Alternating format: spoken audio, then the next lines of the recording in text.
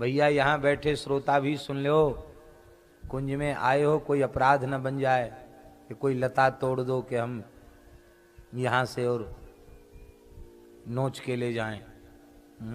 अपराध है। कुछ लोग तो अब ऐसे हो गए हैं, कहीं तुलसी उनको दिख जाए फिर तो जैसे बकरी मुंह मारती है ऐसे। तुलसी खाना बहुत स्वास्थ्य के लिए लाभकारी है, सिखा दिया लोगों ने। पर यह भी शास्त्र में लिखा है, अपने व्यवहार के लिए जो तुलसी पत्र उतारता है उसे नरक जाना होता है। इसलिए भगवान की वस्तु है तुलसी, भगवान को निवेदित करो और निर्माल्य के रूप में तुलसी को ग्रहण करो। अपने लिए तुलसी उतारना भगवान के अतिरिक्त किसी देवता विशेष के लिए भी तुलसी उतारना मना है, क्योंकि तुलसी भगवान की प्रिया है, वो भगवान की सेवा की वस्तु है, किसी अन्य की सेवा की वस्तु नहीं है तुलसी। इसलिए निर्माल्य के रूप में बिल्वपत्र ले सकते हो, तुलसी ले सकते हो, पर सीधे सीधे हम भगवान को तो माने नहीं और खाने लग जाएं तो अपराध लगेगा। ध्रुव जी ने कहा जैसी हरी इच्छा। ध्रुव जी ने काल के सिर पर पैर रखा और विमान में विराजमान हो गए। ये है भागवत धर्म की महिमा, जो काल के सिर पर पैर रखकर भगवत धाम गए। ध्रुव जी के मन में आता था मेरी माता कहाँ होगी, उसी ने बचपन से मुझे भजन में लगाया।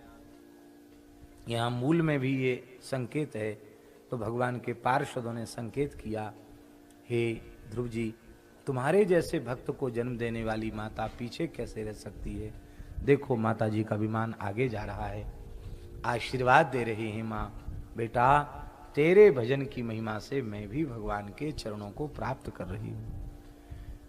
इसलिए जननी जने तो भक्त जने, के दाता के सूर, नाही तो जननी बांझ रहे, काहे खोवे नूर। पुत्रवती युवती जग सोई, रघुपति भगत जासु सुत होई, न तरु बांझ भई बादी बियानी। राम विमुख सुत ते हित जानी।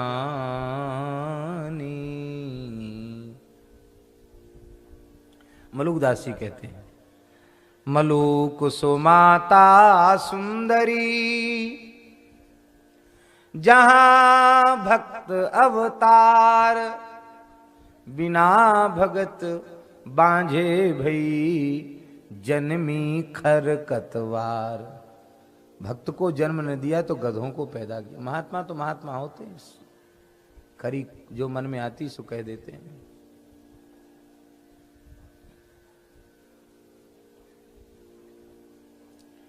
मलूक सोई, सोई पूत सपूत है, मलुकदास जी का दोहा, ऐसे कई दोहे हैं।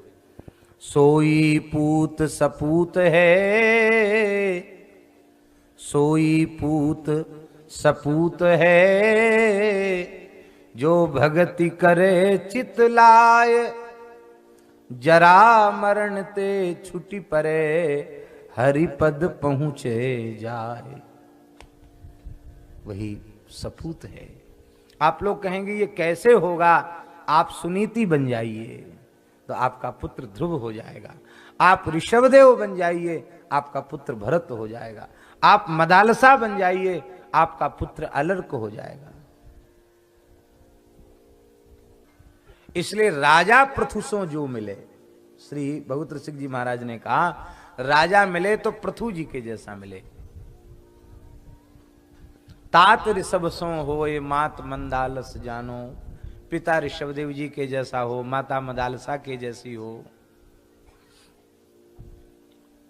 और भ्राता विदुर दयाल, भैया हो तो विदुर जी के जैसा हो, मित्र प्रहलाद ही जानो, मित्र हो तो प्रहलाद जी के जैसा हो।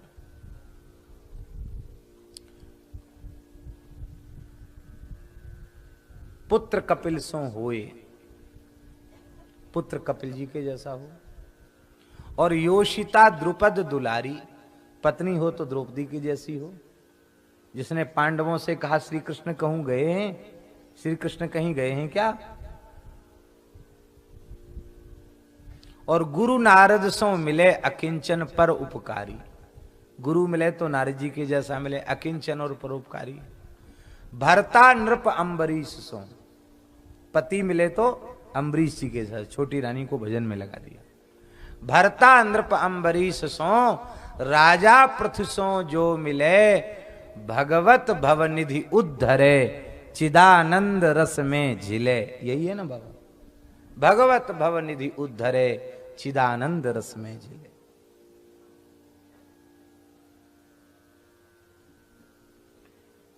श्री भगवत रसिक जी महाराज की। हमारे महाराज जी कहते थे पूरा आदर्श परिवार भगवत रसिक जी ने बताया है इसमें, पर बोले छंद पूरा हो गया इसलिए एक छूट गया। क्या छूट गया। वो कहते थे बेटा तो बता दिया, पत्नी बता दिया, भाई बता दिया, पति बता दिया, मित्र बता दिया, बेटी छूट गई। तो महाराज जी कह करके व्याकुल हो जाते थे, कहते थे कि बेटी होए तो करमेती बाई की जैसी, बेटा हो तो कपिल के जैसा, और बेटी हो तो कैसी, करमेती बाई के जैसी। परशुराम पंडित जी ने इसी वृंदावन में करमेती बाई को प्रणाम किया। बेटी तुमने कुल तो तार दिया, लेकिन हमारी नाक कट गई, सयानी बेटी गौने के समय घर छोड़ के भाग आई। बोले पिताजी क्या कह रहे हो। कही तुम कटी नाक, कटे यदि हो ये जो पे, कही तुम कटी नाक, कटे यदि हो ये जो पे, नाक एक भक्ति, नाक लोक में ना पाइए। भक्ति तो नाक,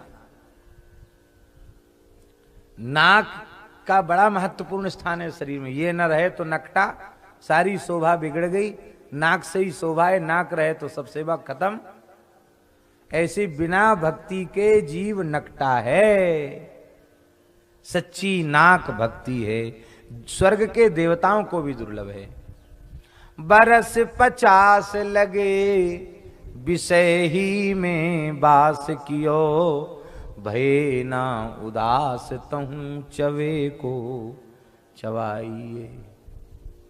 पिताजी के पर्दा खुल गया और वे भजन में लग गए। बोले अब हमको यहीं रख लो भजन में, यहीं करूंगा भजन। बोले तुम्हारा वैराग्य इस कोटि का नहीं कि वृंदावन में रह के भजन कर सको, तो कोई आधार दो। तो एक बार करमेती विरह में बहुत व्याकुल थी, यमुना जी में अपने शरीर का विसर्जन करना चाहती थी। उस समय स्वयं यमुना जी ने प्रकट होकर श्याम सुंदर का एक विग्रह प्रदान किया, बिहारी जी का। उनका भी नाम बिहारी जी ही है।